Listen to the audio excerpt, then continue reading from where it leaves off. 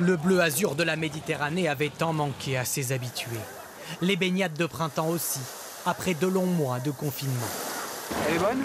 Vraiment un peu fraîche, un peu compliqué pour rentrer, mais une fois qu'on est dedans, on a tellement entendu ça que bon, même avec des degrés de moins, je crois que je serai rentré quand même.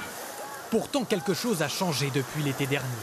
Des barrières ont été installées sur le sable, car à La Ciotat, comme dans la plupart des plages de France, plus question de poser sa serviette sur le sable. Les gens doivent utiliser cet espace-là pour rejoindre la mer.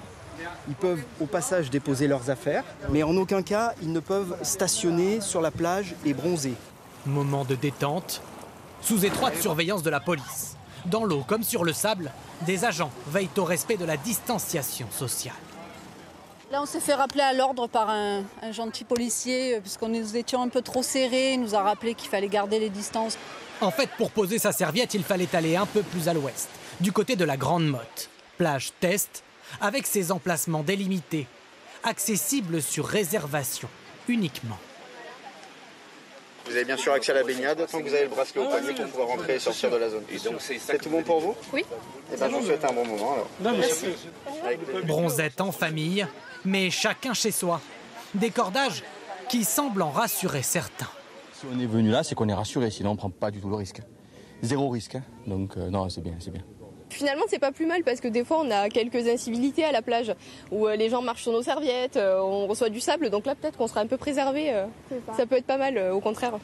Et forcément, les places coûtent cher. Ce soir, plus aucune réservation possible avant dimanche. Plus au nord, les Lillois semblent s'être précipités vers le littoral. La digue de Dunkerque, noire de monde, et des centaines de promeneurs installés sur le sable. Les gendarmes dépêchés en urgence cet après-midi semblent bien incapables de faire respecter l'interdiction. Installé dans les dunes, ce groupe d'étudiants a tout de même été rappelé à l'ordre. On va replier la table.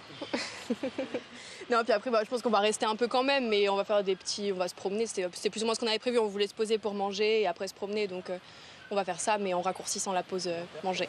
En Bretagne, 5 communes ont dû demander la fermeture de leur plage après avoir constaté le non-respect des règles de distanciation.